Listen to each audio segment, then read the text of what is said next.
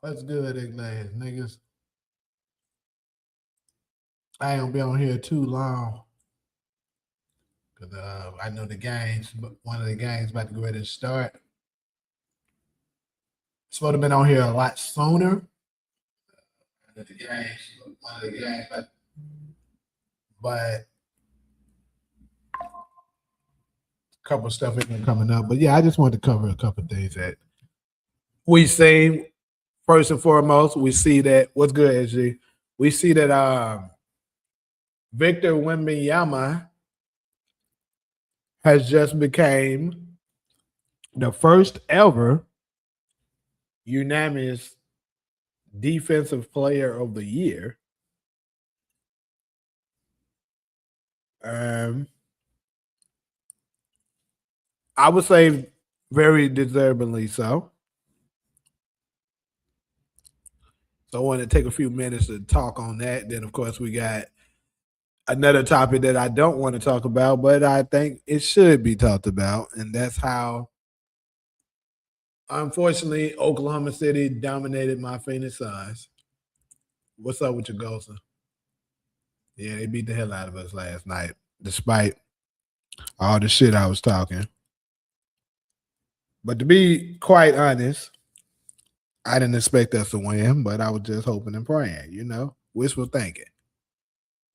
And then we got the Magic upset the Pistons yesterday, which is one I particularly didn't see coming. Didn't think that would be a thing. What's up with your Nathaniel? Yeah, but I didn't see the Magic upsetting the Pistons like that. And I got a couple reasons why. I'll get into that when we get there. And lastly, we're going to briefly discuss the games that's going to take place today and make a few predictions on the outcome of today's games. So that's my little 4 topics that I'm going to go through today very quickly. You said Cade still had a good game. See, I actually didn't pay attention to any of the game at all. So I'm completely unaware and I haven't looked at any highlights, stats, or anything. So I don't know what was the reasoning for it. Perhaps I'll try to catch game 2 so that I can become a little more familiar of what's going on with them. But yeah, so it's crazy. Victor Wembanyama, first unanimous. I put MVP up here. It don't supposed to be MVP, so my bad. It's supposed to be Defensive Player of the Year. If you see in my title, it says Defensive Player of the Year. Although on my lineup you see here it says MVP. It should say DPOY. Yeah, that's my mistake. I was kind of rushing and putting it up there and didn't notice it. But anyways, first unanimous Defensive Player of the Year, because we know the first unanimous MVP was Steph Curry. Now, I don't think he's going to win MVP. I was going to discuss that briefly as well.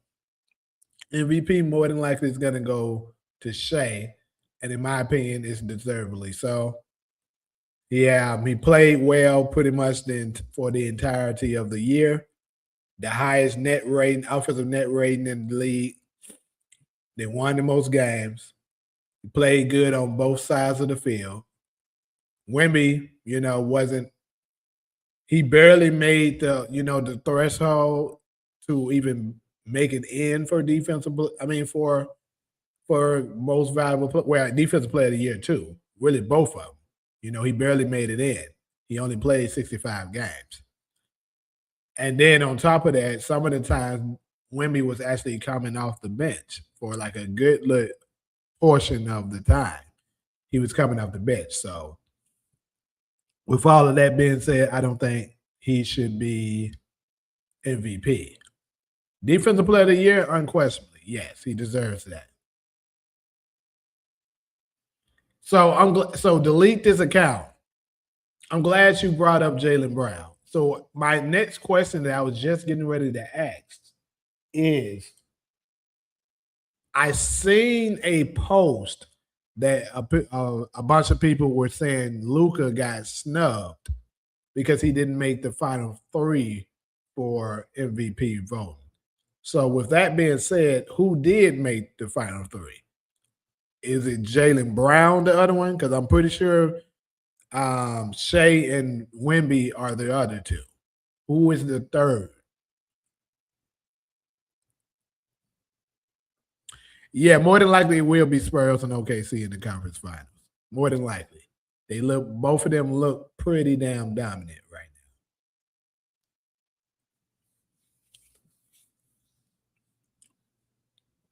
now. But yeah, this nigga Wemby is different. I gotta say. Defensively, because I mean, have we seen people get more blocks per game than Wemby? Yes. But so Cade is in it. Got you, Cade. All right. I mean, I can see that. I mean, they were number 1 in the East and stuff like that. So yeah, it makes sense. But anyways, have we seen more people average more blocks per game than Wemby? Yes. Olajuwon actually almost averaged 5 blocks per game one year. However, there's a difference. Like we know that when Olajuwon's time, when he was, playing, the game was played inside out. So obviously, if you're playing inside out, most of the shots are being taken closer towards the basket. That makes it easier to get a block shot. Not saying that, he had it easy, but it is easier to block a shot that's closer to the basket, especially when you are a center, right? So with that being said,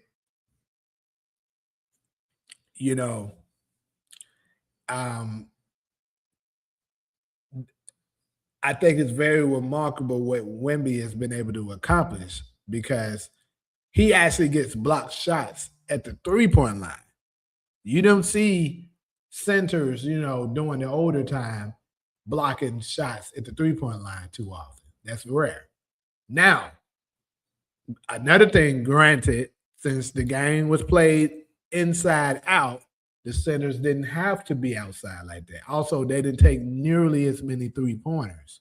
So I'm not saying that Wemby is a better defensive player than the other, centers and stuff from back in the day. That's not what I'm saying. But, I'm just giving the context that, the difference between the eras. But yeah, it's absolutely remarkable what Wemby is able to accomplish with his shot blocking ability and just his ability overall to alter shots in the league. Like it's so many times that, you'll see like a team trying to run a break or something like that, right? They'll try to run a break. If they're playing the Spurs, if Wemby is anywhere near the facility, they'll double back. They'll circle back and be like, yeah, nah, Wemby is about to rim. Or Wemby is somewhere nearby.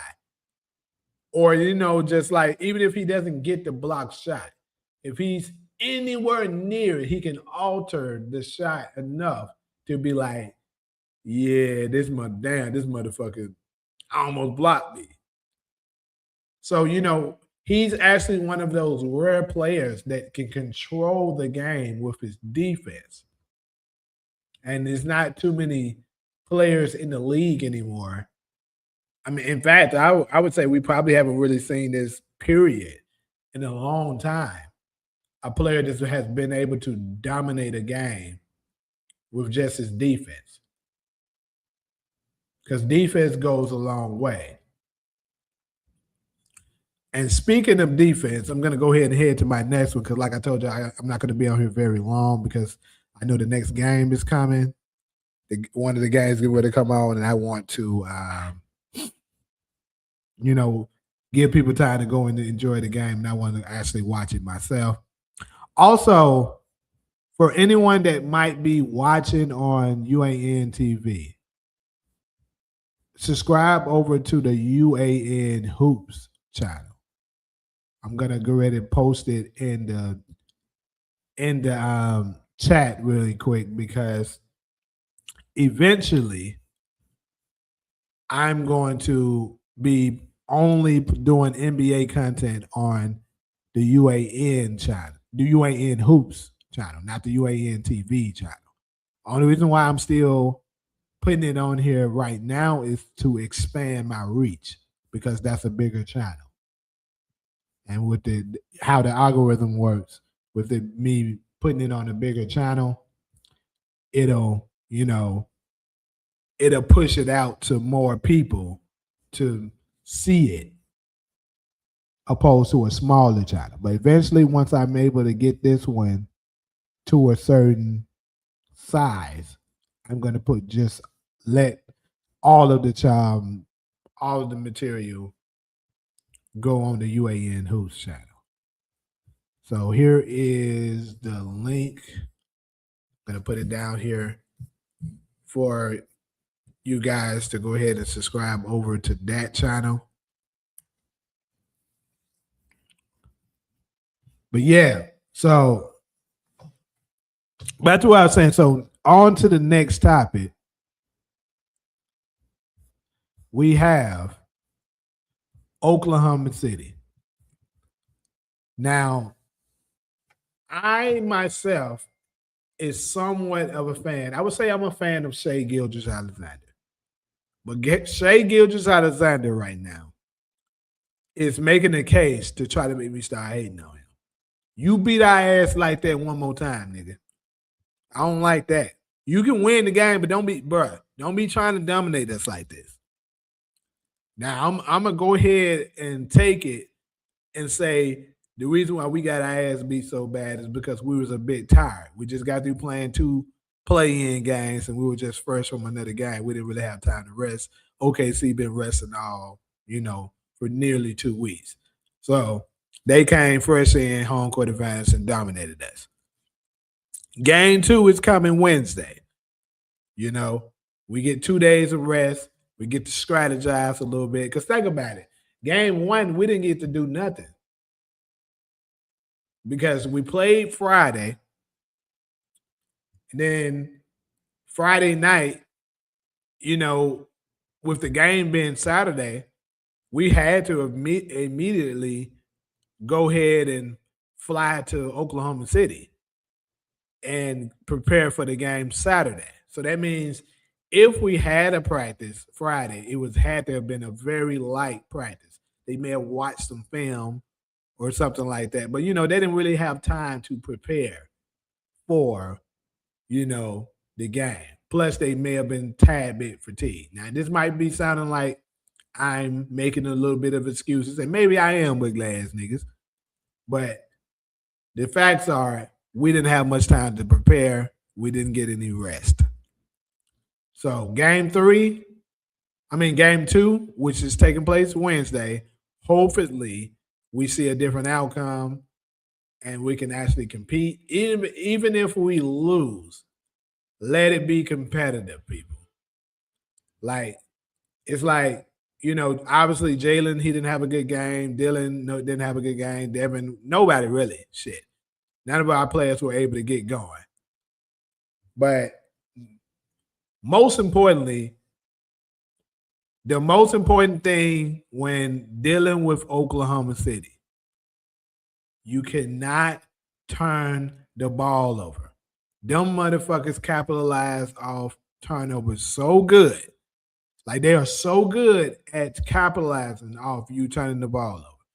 They go off on that break. And of course, like I always say, I've been saying this for a little while, their defense is so damn good, bro. I swear it's like some kind of way they are allowed to have 6 players on the floor. Even though it only be 5, it be seeming like it be 6, bro. Because it don't matter how much you pass that ball, it's still somebody on you. And then next thing you know, somebody then deflected the ball. It's a turnover. they going up the damn court. And like, man, Oklahoma City is a monster. I gotta say. And before we get off this topic, I want to touch a little bit more on Shai Gilgeous-Alexander. Dude is the truth. He didn't even have a good game. That's the crazy part. We actually did a pretty good job at containing SGA last night. But their defense was still so intense that, the rest of the team was able to score off turnovers, points off turnovers, and then, of course, they made their shots when they were open. So they did well when it comes to that. But like Shai, I do believe he's going to get the MVP award this year. I think he deserves it. So that would be back-to-back MVP. If he also manages to win the title this year as well, and of course, more than likely, he will capture another Finals MVP, we're going to have to start having some uncomfortable conversations about Shai Gilgeous-Alexander. We're going to have to start putting them in categories that, a lot of people probably wouldn't want to put him in. They may be saying it's too early or anything like that, but you got to think about this. We haven't seen anyone win back-to-back Finals MVPs and MVPs since LeBron James in 2012, 2013. LeBron did it back-to-back. They won in 2012, and then they won again in 2013. He also won MVP both of those years. So Shai would be the first one to accomplish that in, over a decade, right? And on top of that, the difference between them,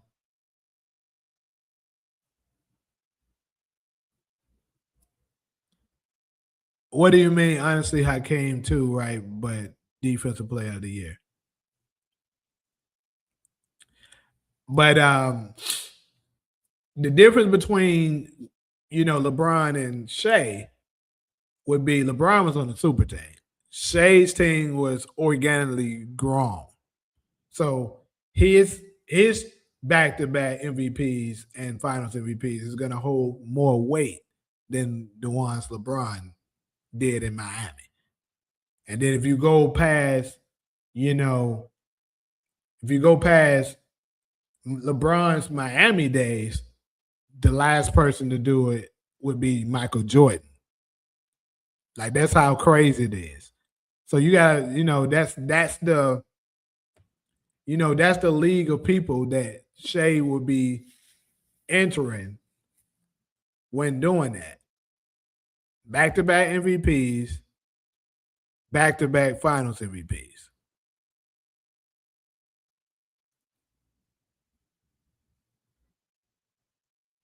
Yeah, even if I'm not sure on Hakeem with that, but the thing is that I hadn't made it to Hakeem's years. Hakeem won in 94 and 95.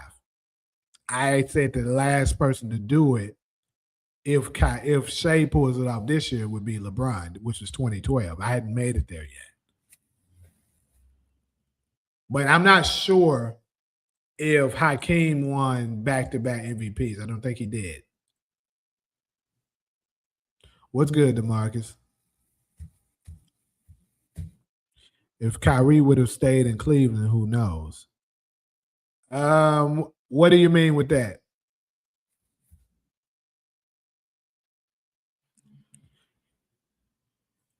Magic may have done it, but you got to think about it. Magic was in the 80s. Again, I hadn't gotten there, Dave. I didn't go back that far. I was saying the first to do it since. So Shai would be the first person to do it since LeBron James. Like I said, LeBron was the last to do it.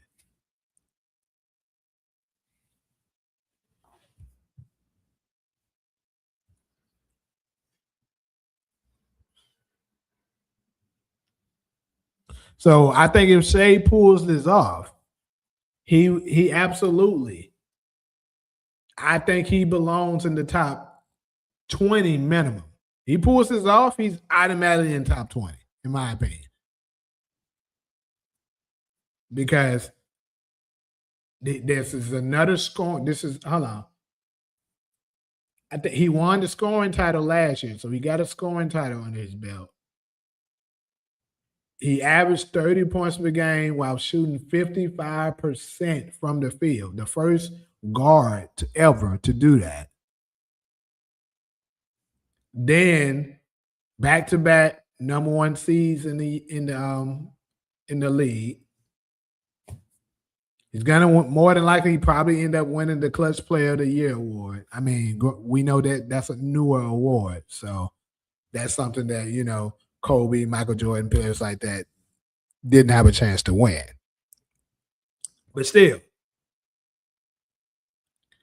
we're just saying all of the things that this dude is accomplishing, and he's doing it while not being on the super team. That's another thing that's very important. Shout out to my boy DeMarcus. He said, could you see Ja Morant and Kawhi Leonard playing together next season?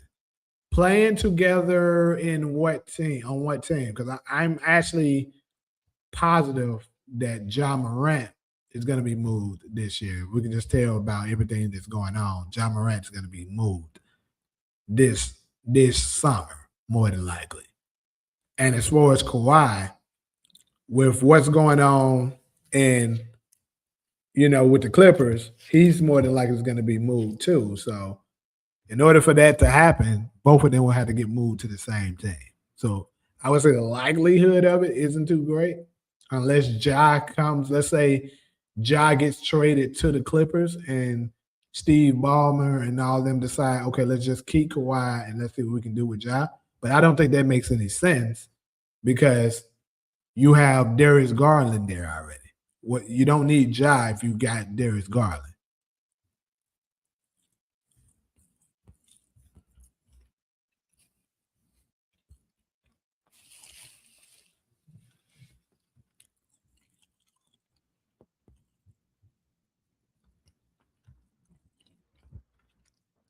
You saying LeBron probably wouldn't have went to the Lakers if he had Kyrie?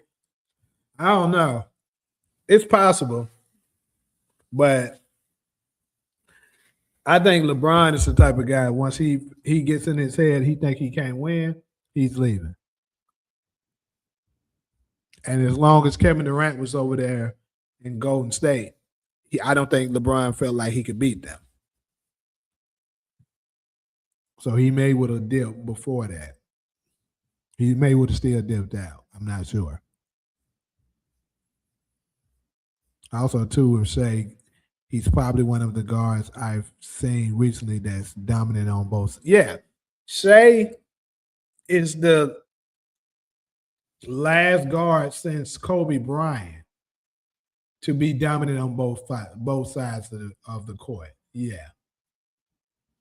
We don't see that too often anymore. Like, we got a lot of all-time greats, really good guards, but they don't typically be good on both sides of the court. The last one we had would be Kobe, and then Dwayne Wade. Both of them were, really good on both sides of the court. But as for outside of them two, I'm trying to think of someone else that was elite on both sides. Right now, I can't really think of anyone. Nah, not really. Not super elite, like top 5 level. No. I hope that they don't snub Wemby for winning the MVP because he won. It's not a snub, though, DeMarcus. He doesn't deserve it. I don't know why people are saying that he does. He doesn't deserve it. He deserves Defensive Player of the Year, which he got. He does not deserve MVP. They're going to give that clutch shit to Jalen Brunson. I don't know about that because I haven't even been hearing him in the running like that. But we'll see. Cavs, Hawks, Nuggets all win tonight.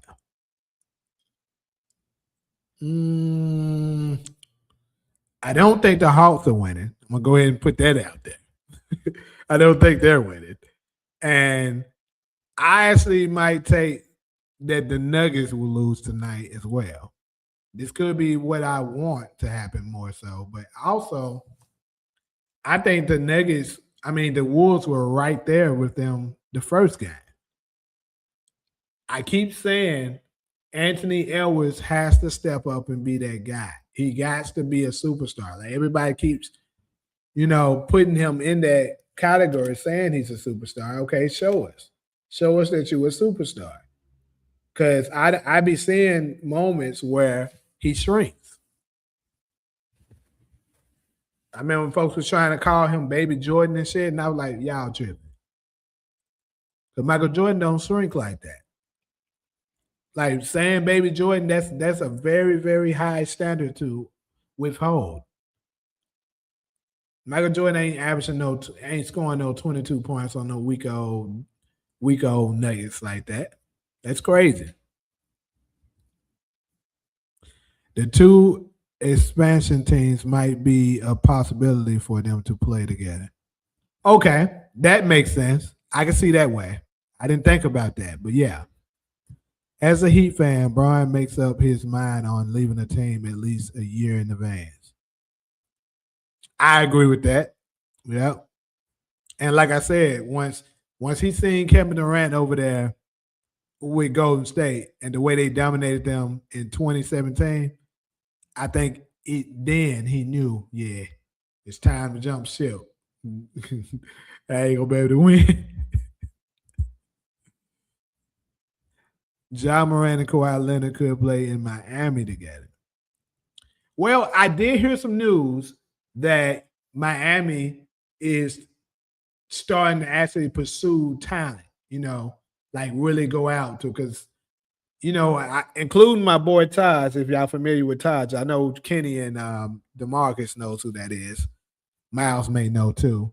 But he always talks about, because he's from that area, how Miami's supposed to be a big destination for, players too, because they supposed to be kind of rivaling LA and New York. But he be treating them like, Miami just a regular team. And it's not. Like that's a destination where a lot of people would actually want to go as well. But he got to be making moves to put them in a position to, get those superstar players in Miami. What's your thoughts on Cade and Ant being ineligible, unlike Luka? Cade's not ineligible. So, and I didn't know Ant was ineligible. But I mean, shit, I agree with it. I'm sick of this shit. I think they need to continue it. I actually would go as far as saying they might need to up it up more. Because this new NBA is trash, bro. All these whiny, crybaby ass players keep on complaining about it. Nigga, we're used to seeing players throughout. When I first started watching the NBA religiously, I started watching probably around that 2005 range, right? That's the range where I started watching it religiously, paying attention to all the games. During this time period of watching the NBA, I was never worried about, is my favorite player going to play tonight? Or even if it's, let's say if it's not my team and I just want to watch some good NBA basketball. Let's say the Lakers and the Spurs are playing. I was never concerned, is Kobe playing tonight? Is Tim Duncan playing tonight? Is Ginobili playing tonight? I knew they were playing. The only way they weren't playing is if, they were injured. And if they were injured, you knew they were injured. It wasn't this bullshit that they're doing now where these players just mysteriously getting injured at practice and shit. You don't see it. And they robbing the people out of their money. That's what's happening. And I told people, the last live, 2019, when they implemented, 18, when they implemented to a lot sports betting to the NBA, it killed it. Because that's why you're seeing all these mysterious injuries happening. It has nothing to do with these folks getting hurt. It has to do with they're purposely having these players sit out so that they can fuck up the betting odds and steal our money. That's what's happening. I agree. Wemby's not winning MVP yet, and he doesn't deserve it. Not yet. You're right, Kenny. I didn't think the Magic was going to win. And when you said what you just said, I absolutely considered that. Like, I mean, he was right last time. But I'm still going to say what I got to say. Nobody said the number one seed guarantees a ship. I don't know why you're saying that. You're saying the Wolves don't have enough firepower, but I think they do. They just need Anthony Edwards to play like Anthony Edwards. He got to step up and be a superstar.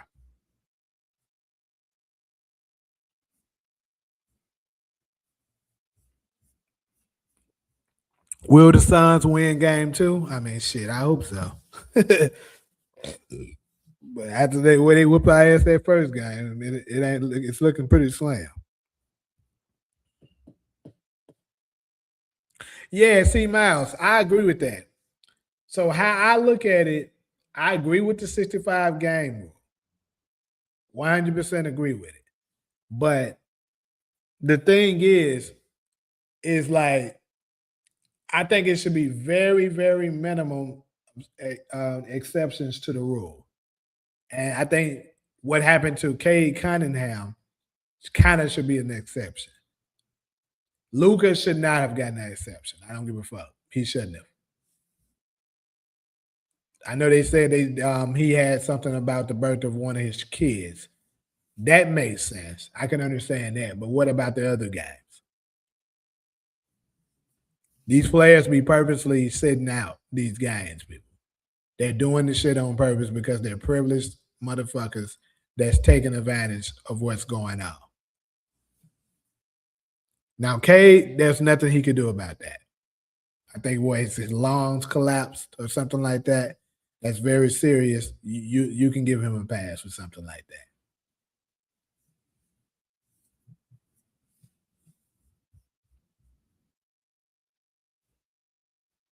Yeah, legalizing gambling absolutely ruined the sports, 100%.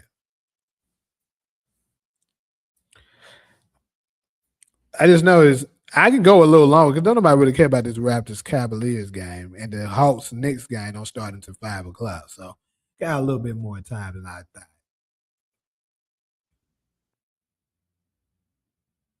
My opinion, I agree with you, Emmanuel. Cade is the only one that should have been excused.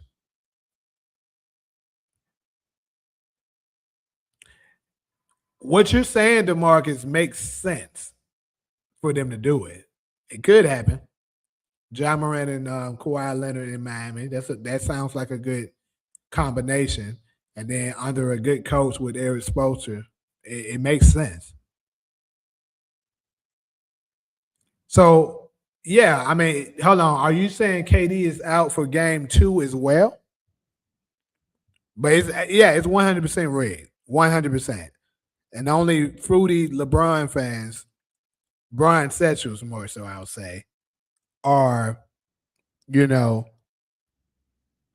acting like they don't see it. That is rigged. There's no way in the world you can tell me this dude bumped into somebody's knee at practice, and that's why he's side out. Come on, bro. It's bullshit.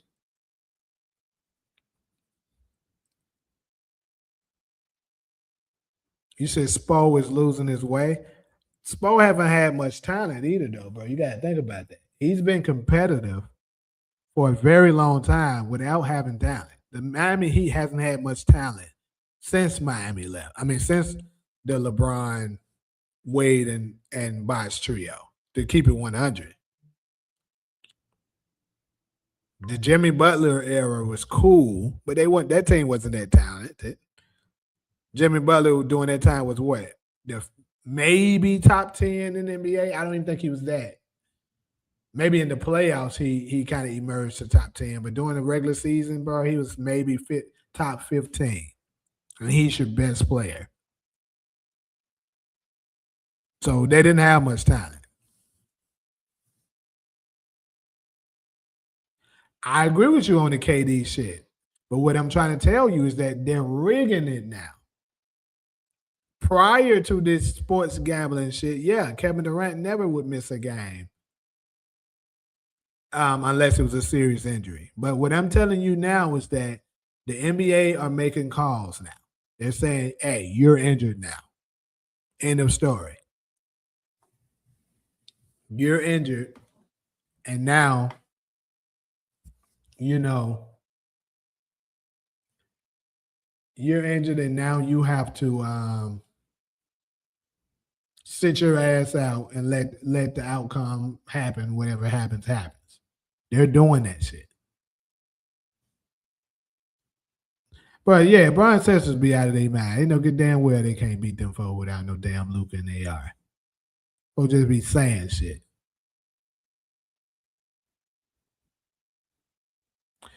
Well, I'm gonna let you have that because I don't watch the Heat's game like that to really know that part. You could be correct.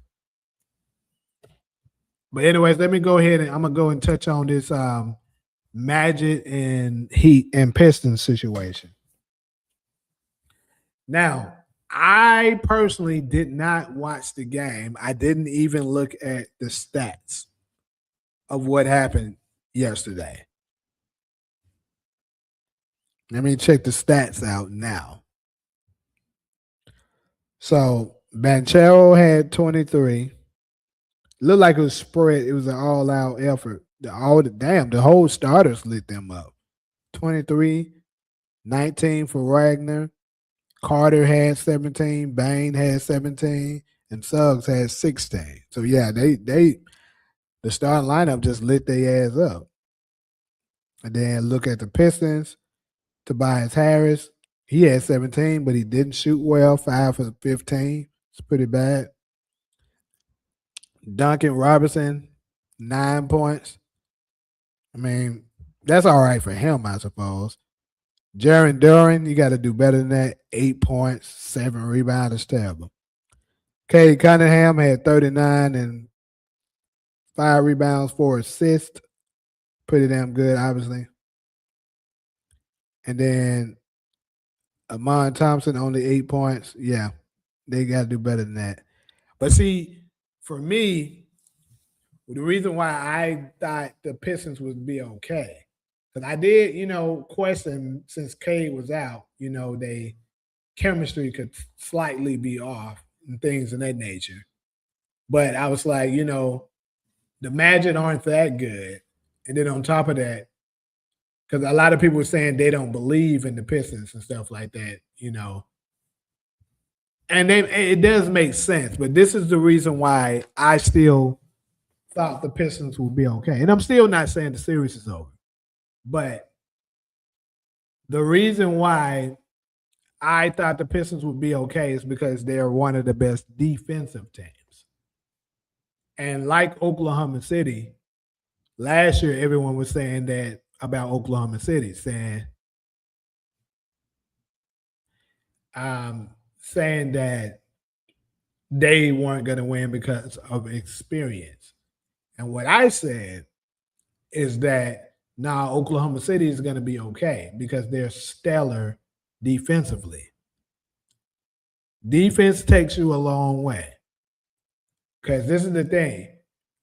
Offensively, once the coaches and stuff strategize on how to stop, let's say, a star player defensively. Let's say you're about to guard, let's just use Oklahoma City, for instance.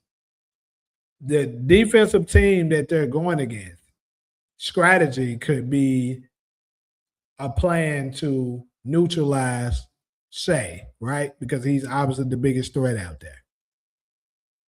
Even if you find a way to kind of slow down Shea, which actually the Suns, we did. I think Shea shot 5 for 18. So we did a pretty good job defensively on him. He did not convert a lot of shots. He made a lot of fucking free throws. But as far as his shooting percentage, he didn't shoot well at all. But here's the thing. On the defensive side of things, your defense isn't going to change. You can't strategize on how to stop them from playing good defense. You can kind of strategize on, okay, this is what type of defense they typically play. This is how you're going to try to get through their defense. You can do that. But,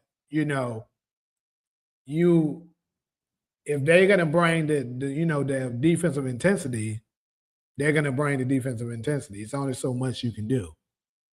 You just can try to find out ways to, get through, to break down the defense. But defense is always going to be there. That's what I'm saying. When you got players that hustles as hard as Oklahoma City's players hustle, and they have the will to defend the way they defend, you're going to always be in a good place. So even if your shots aren't falling, if you play good defense, make the opposing team turn the ball over a lot, you'll get your points off that. So that's why I knew Oklahoma City last year when I was saying people were telling me they're gonna get beat by somebody. I was like, nah, their defense is too good. And I was right about that. And I was thinking the same rules would apply for the Pistons. But like I said, it's only one game. I'm still not counting them out yet. Now, obviously, if they lose this next one, game 2, then it's over, more than likely. It's very rare that you see a team lose 2 home games and come back to win the series.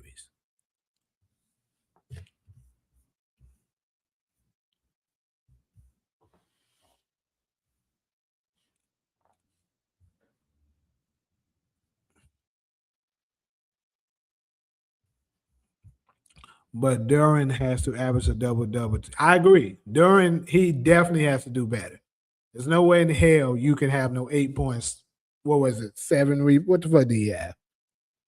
8.7 rebounds. That's absolutely unacceptable. Now, perhaps it was because their defense didn't hold up and the Magic were just hot. Let's look at their percentage. I mean, not really. No, they didn't shoot well. Well, Carter did. That nigga shot 8 for 9. Wagner shot pretty well. Banchero shot pretty well. But Bane shot terrible. Suggs shot terrible. Yeah, overall, I would say the team, it looked like they shot well. So it is kind of hard to rebound when the team's not missing. But either way, they're gonna have to find a way defensively to lock that shit up. And Duran, he's gonna have to give us. Well, I'm saying us like I'm a Pistons fan. I'm not. He's gonna have to give them, I would say, minimum like a 15 and 12. Like you need to be having a game like that. Magic love to play slow and physical and great defensively. It's the same play style as the Pistons, except they have multiple creators. Again, I don't watch too much of the Pistons or the Magic to really know all of that. I just know the Pistons excelled defensively. Now, Kenny, I remember you saying that the reason why you didn't trust the Pistons is because outside of Cade, they don't really have any shot creators, and that's pretty much what you're saying now. And it might be a lot of truth to it. Like I said, I'm gonna try to check out game 2 to see what I see, to see if it's some validity to that. But that might be the case. Do you think the Pistons could still come out on top, or do you think I'm guessing you're asking, do they need some adjustments? Like I say, I haven't watched the game to really know. I would have to watch it. I haven't watched any highlights or nothing. Now, if you're gonna ask me, do I think they can come out of the East? No, I never thought they could come out of the East. I just thought they would be fine against the Magic. The team I got coming out of the East is the Celtics, and I said that right after the All-Star break.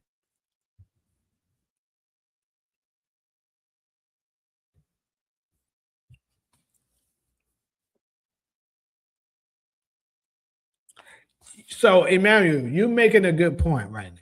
You said I think the Pistons wasn't mentally ready. They wanted the Hornets. So this is another reason why I can't stand the play in. The moment I saw the rules of the play in, I was like, this is stupid. The reason why I'm saying this is because why the fuck would you have a play in that or have any kind of rules that isn't in favor of your best team in the league? That doesn't make sense. Think about this. The Oklahoma City had the number one record in the league and in the West. The Detroit Pistons had the second. Well, no, they had the third best record, but the number one in the East, right? Think about this. If there's a play-in happening, you don't know who the fuck you're playing. And that fucks you up. Like, for instance, in the Pistons, in this situation, it's the Pistons. You might think, okay, maybe we're gonna play the Hornets. Let's say they think the Hornets is gonna excel in the play-in. So that's the team that they're strategizing for, right? But turns out, nope, it's the Magic. And now you got to hurry up and try to go back to the drawing board and plan for the Magic. You only had one day to plan for it, opposed to how it used to be. Soon as the playoffs start, you get like a week off, almost a week off. You know exactly who you're playing. So as the number one seed, you strategize on how to beat the number 8 seed. But now the number one seed and the number 2 seed is at a disadvantage. The two top teams in the conferences are at a disadvantage now because they don't know who they're playing. Actually, the three in the first round, the 3 seed kind of has the best position because they ain't got to worry about that. They know they're playing the 6 seed. That's crazy. I don't know why the fuck they did that like that. That's dumb. But what it is, well, let me say I don't know why. I do know the reason. The reason why they did it because they're greedy and they wanted to get out more money. That's what it is. Having 2 extra days of playing equals more money for them. It's all about greed.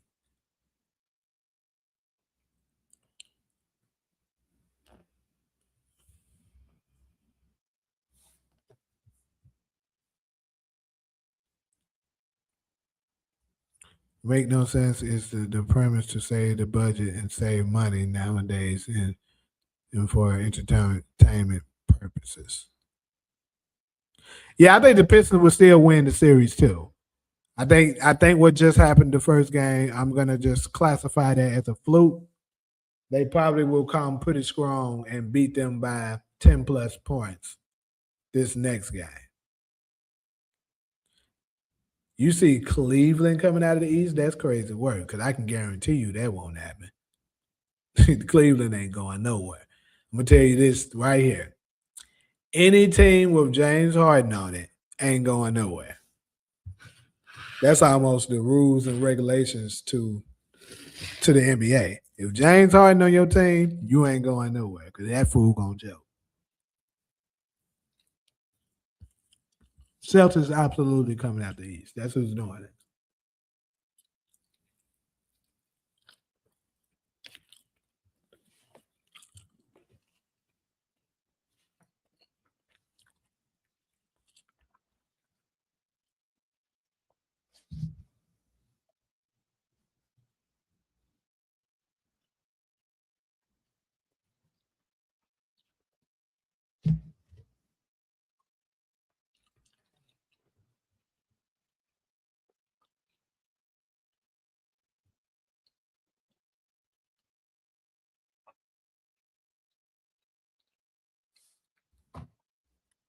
Anyways, though, let's see what time it is.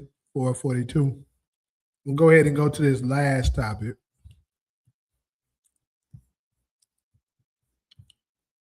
What series you think will most likely be an upset? you're talking about in this first round, right? To me, I think the biggest team in danger of getting upset. Let me think about this again. Make sure I'm. I mean, obviously, it looks like there's a possibility of the shit Pistons right now because they lost their first game, but I think they're still going to be fine. But outside of that, if you want to call this an upset, I would say the Nuggets and the Timberwolves. I think the Timberwolves could beat them.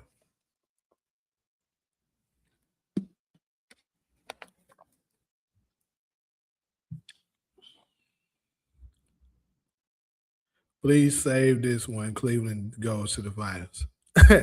Hey, Emmanuel, if Cleveland end up going to the finals, brother, I will personally shout you out and say, yeah, my boy said it. And he called it. There's no way in hell I saw it could have ever dreamed of this happening, but he called it. You said Tatum will re-injure himself. Now, if that happens, honestly, even if that happened, I'm still not sure the Cavaliers can take the Celtics without him.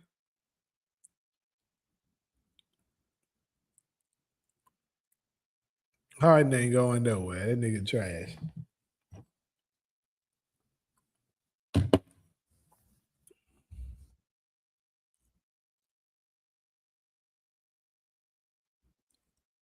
If the Magic eliminate the Pistons, that'll be a pretty big upset. Not a huge one, but it'll be a nice upset. I'm sure nobody was betting on. Now, if some kind of way the Suns could upset the Thunder, which is obviously what I would love to see the most, that would be a huge upset. Like that would go down in history as one of the biggest upsets ever if that happened. But obviously, we don't think that's happened. We ain't losing in 03, nigga. Lakers would be an upset if they beat the. No, I don't think so.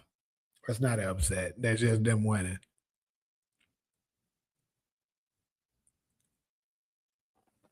I don't know. Yeah, y'all trying to give the Lakers too much credit on shit. I keep telling people the Lakers have a better team than Houston. I don't know why the hell y'all think they don't.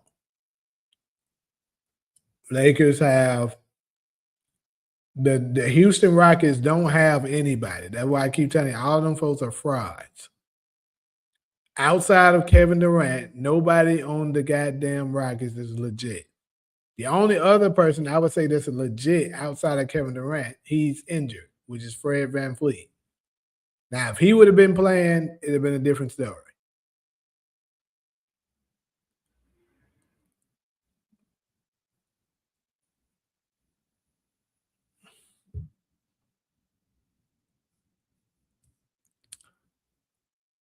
Hey, I agree with your hot take they ain't getting no sweep this time.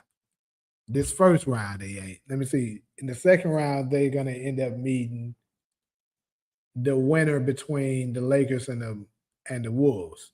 I mean, the Lakers and the Rockets.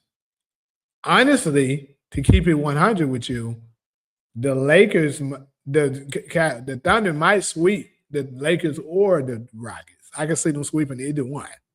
I'm being honest. Sengun is not legit. I don't give a fuck what no one says. He's a fraud. The only reason why he looked like he was as good as he was looking is because, for one thing, the league is soft now. I keep telling people, all the people y'all think is so good, they're not that good. Including Nikola Jokic. It's good. Even though Nikola Jokic is good, he's not as good as y'all think he is. The problem is the league is soft. You can't do nothing to them. You can't touch them, so they're allowed to do a lot of things that they wouldn't be able to do if they played in another era. But in the playoffs, they do allow a little bit more physicality than they do in the season. That's why you see these same players shrink a little bit in the playoffs.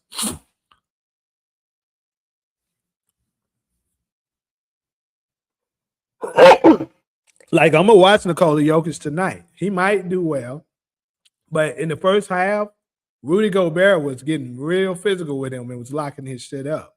In the fourth quarter, he kind of got it going a little bit, so it helped his stats look better than what it was. But if you watch the entirety of that game, Rudy Gobert was on his ass. And Sengun, the only reason why he looked so good last year against the Warriors is because they had no size. It was nobody there to stop him. He was the only near 7-footer on the floor.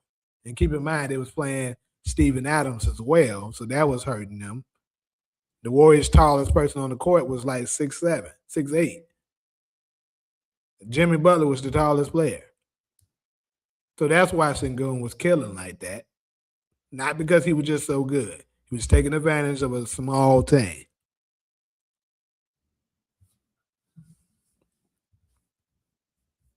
Talia was good.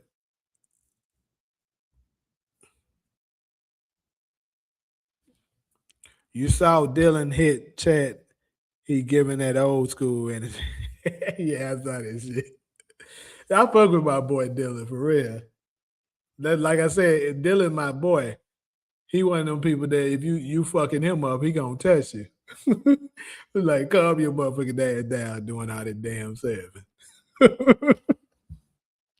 And I like niggas like that. Dylan going, and I'm gonna say this about Dylan, y'all. I would love to see him do it with Phoenix, but I think Dylan gonna get him a ring before he retires. Because those type of guys tend to just find a way to win. They just gotta be placed in the right environment so it can happen. Like Dylan is kind of like those Dennis Rodmans, the Draymond Greens, the Meta World Peace, or Ron Artestas. Them guys that do the dirty work. They can give you some scoring. Rodman wasn't really a scorer, but he was a terrific rebounder.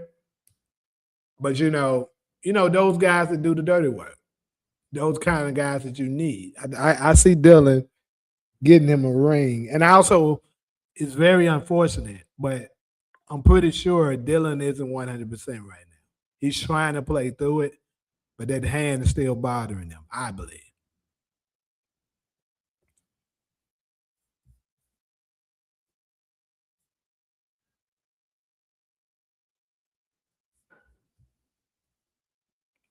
The Lakers was doubling Sengun before because the Lakers suck defensively. That's why. The Lakers ain't, and then think about it, the Lakers ain't got no size really either.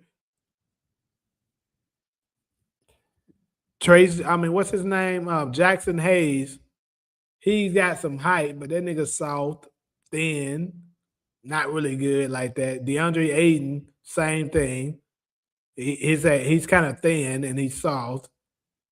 As much as I hate to say it. And why wouldn't they double Sengun? That's the question you should be asking. The rest of them, Sengun, what I'm saying is I don't think Sengun is a great player like y'all trying to put him out there to be. I think he's cool. I'm not saying he's trash. He's not. But he's not all that. I think he's a good player, not a great one. So with that being said, I think he's a good player, and I think Thompson and the other cat that y'all was mentioning, they're okay. They're not all that. The Lakers, they got LeBron. LeBron is obviously still a good player. He's the best on the floor right now. And then Luke Kennard, pretty good goddamn player, as you seen the other night. DeAndre Ayton is a good player. If he wants, he's mediocre. I'll say he's solid. I'll say that. Because he's very mediocre. That nigga, sometimes he show up and do pretty well, then sometimes he just collapse. So it is what it is with that nigga.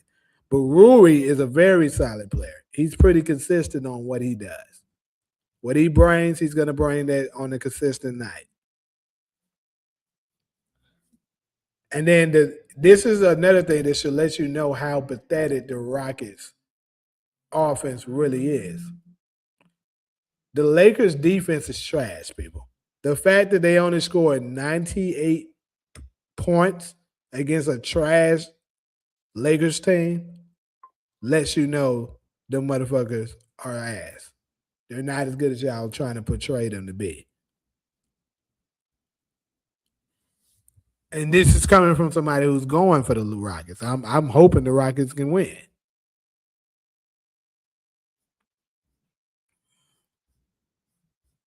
Dylan should have stayed in Memphis. Well, Dylan wanted to stay in Memphis. It wasn't his choice. They let the dumbass narrative with this thing with LeBron push him out of Memphis. It wasn't Dylan's fault they lost to the Lakers. It wasn't at all. It was just a dumb narrative that was spreaded, and they bid on it and traded him like a dumbass. Do you think the Warriors will resign Kerr? Honestly, I'm going to say no. I don't think they will.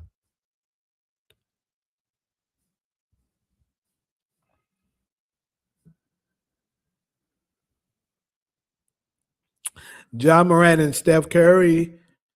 I mean, it would be cool if the plan is to, eventually let John Morant takes over post Steph Curry. Yeah, that'd be cool. I think.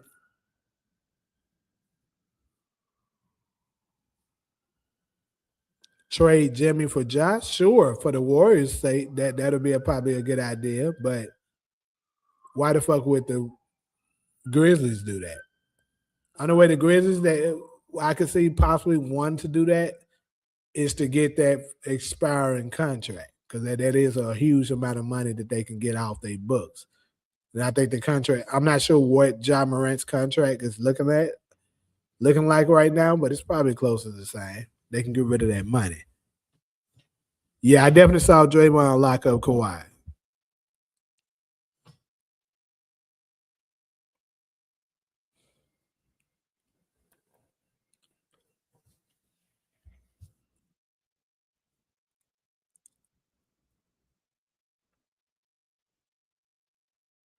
Well, I'm not saying Steph and Ja would be great together. I'm not saying that's a great combination. I don't think so. But here's the thing. Steph Curry's older. Steph Curry's on his last legs. He can retire any time now. You gotta, if you want to secure your future, maybe getting John Morant won't be a bad idea, is what I'm saying. John Morant is still pretty young.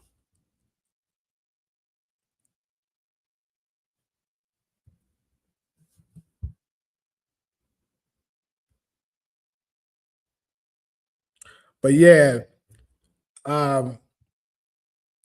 we know we got the Knicks. We got the Knicks and the Hawks playing, and we got the game that I'm more so interested in, the Wolves and the Nuggets. What y'all got with them? I'm gonna go with the Wolves taking down the Nuggets tonight. Think Anthony Edwards is gonna finally show up. Well, he's gonna show up today. Probably drop anywhere between 32 points. I say Julius Randle probably will have a solid game. Not a great one, but a solid one. Anywhere between 18, 22 points.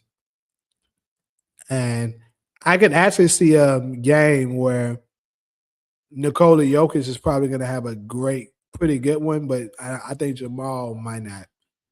Because Jamal played pretty well the first game. I think maybe he'll calm down, just have an average game tonight, and the Wolves will be able to pull it off.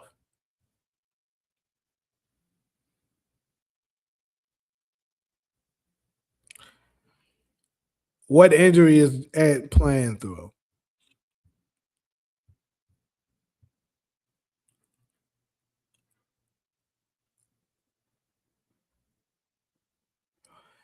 The reason why teams didn't want to trade for Giants because of the hype, the NBA with their bullshit. The NBA be having this bullshit where we kind of talked about this a little while ago. I think the league wanted to make John Morant the face of the league, but being the face of the league comes with a lot of bullshit. And I think John Morant wasn't willing to do it.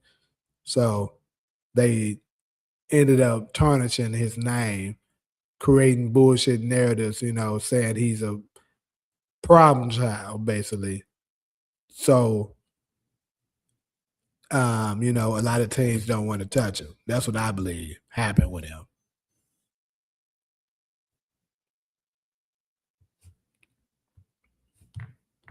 Yeah, I got to realize the NBA is not just a sport, it's a business.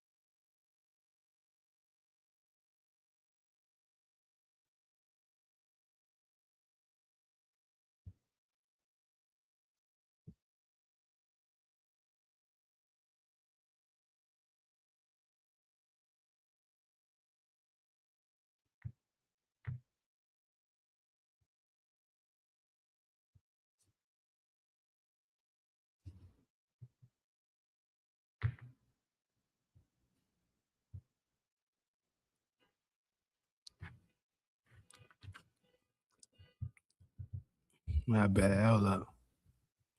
Hold on, man. You from Memphis? Shit, I am too, nigga. What part?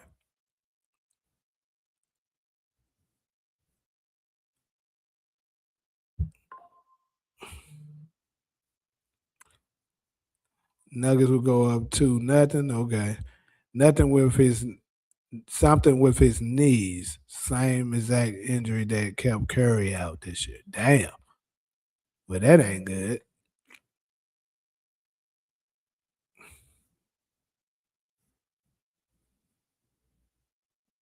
When you say they did right here, what do you mean? What were you referring to? They tried the same thing with Iverson. It's up to Ja. Yeah, I agree, George. They tried it with Iverson. They also tried it with Derrick Rose. Same shit. They be trying to force these motherfuckers to do they bullshit, and they don't be wanting to do it. That's what's happening. And unfortunately, you're not going to be able to say nothing about it, or you'll get canceled. They'll find a way to, spread a bunch of bullshit lies and narratives about your name, and really fuck you up then.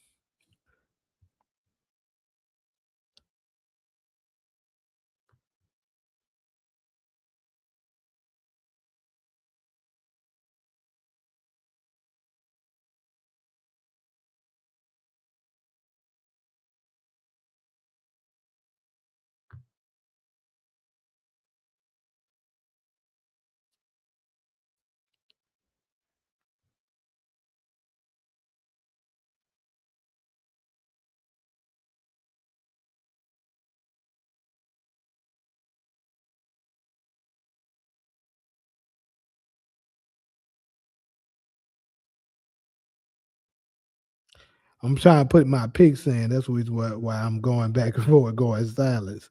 Trying to get these picks in before this damn game come out.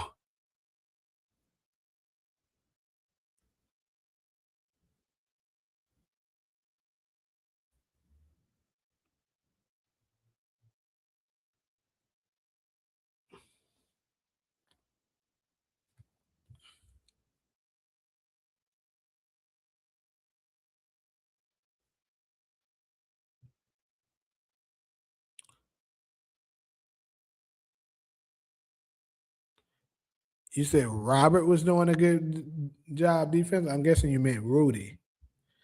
I think the Knicks going up 2-0 as well, not DeMarcus.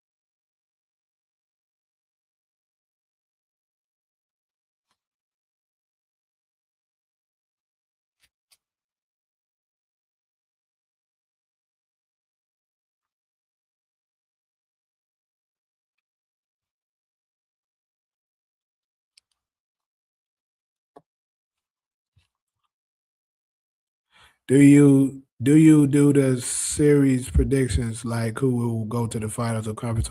I normally do it. I didn't do it this year, and I still got time to do it, but it's just so damn hard to predict, especially with the sport. But because it's not going to be solely based on they talents, it's going to be based on what the fuck they trying to do to manipulate money. Houston or Minnesota are in win now mode because Trey Young wouldn't be in DC.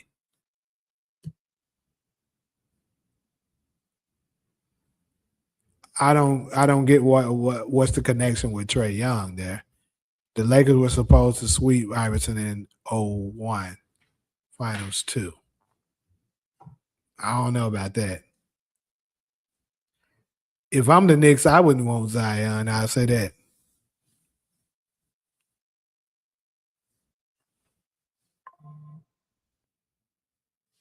There's a nigga a bust, a fat ass, lazy nigga that all he care about is eating and getting those. That nigga's not serious.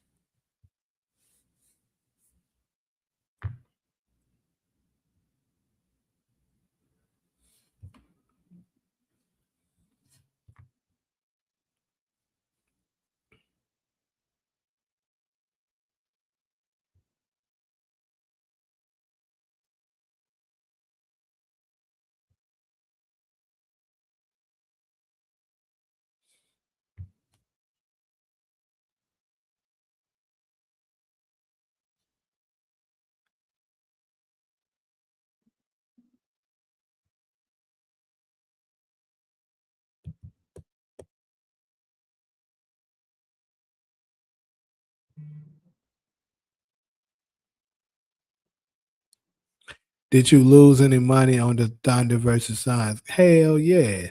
The fuck?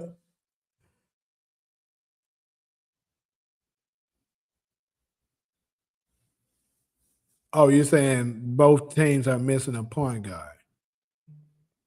Yeah, really. But Houston has a point guard. They're just injured. They got Van Fleet.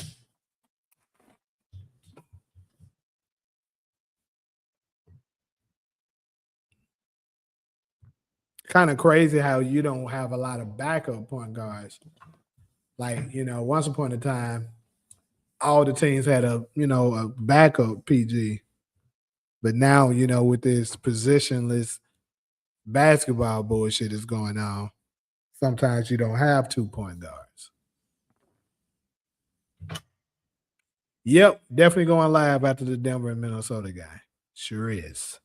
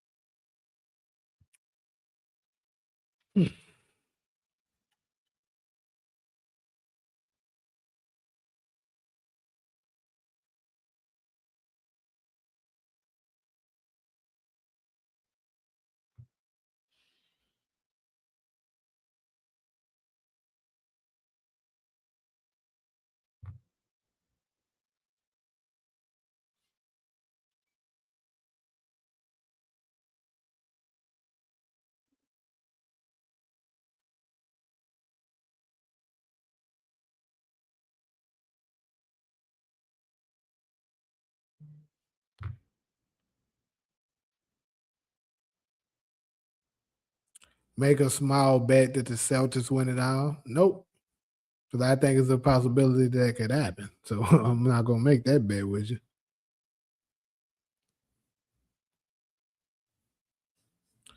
It would be interesting if Ja Morant get traded to the Knicks next season. Big market for him. But I don't think a lot of the time when you be saying stuff, it don't be aligning with the you got to pay attention to who's there. The Knicks is not going to want Ja Morant when they have Jalen Brunson. It doesn't make sense. Now Miami, that could work because they don't have a point guard really.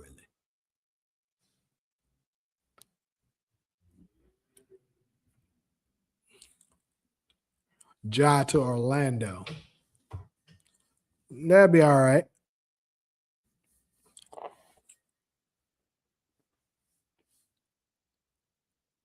Fuck that Ja to Phoenix. Come your ass to Phoenix. We need you. Ja to Phoenix. We ain't got no point guard. Team up with D Book and your former teammate Dylan Brooks. Come help us get some.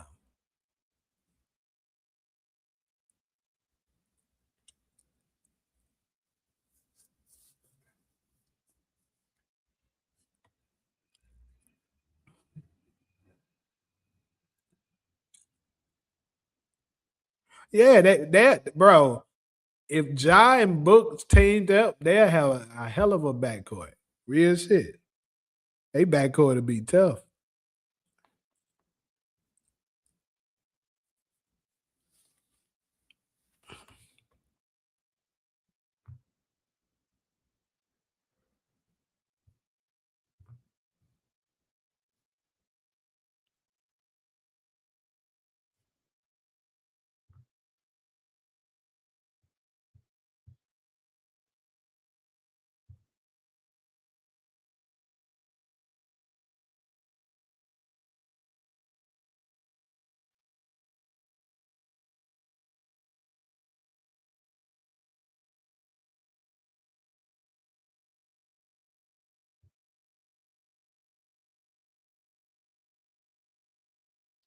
I'm gonna fuck with my boy Rudy Gobert tonight, y'all.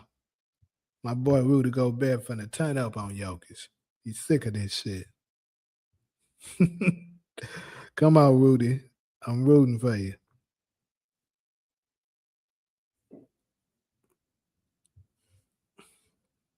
Matter of fact, I might go live doing the Knicks and the Nuggets game. Do live reaction. I'm gonna be live doing that motherfucker. That's what I'm gonna do. Brooklyn or Sacramento or Indy would suck for that nigga.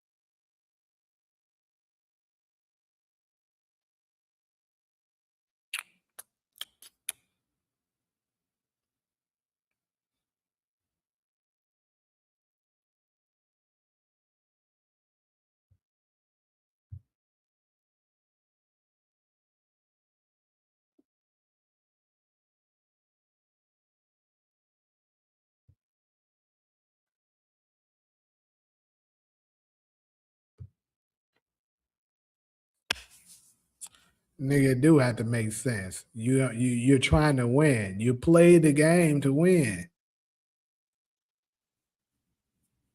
And if you got Ja Morant and Jalen Brunson, that's not a winning recipe. First off, you're going to be too small. Second, neither one of them are good defensively.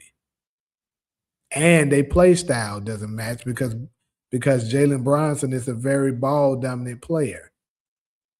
It doesn't work in any measures. It doesn't make sense. Stop it. Then you got two big superstars. You don't have to deal with egos. Both of them play two players that play the same position, battling each other for who's going to be the top dog at the point guard position. I mean, they can do it, but it would be stupid. It wouldn't work.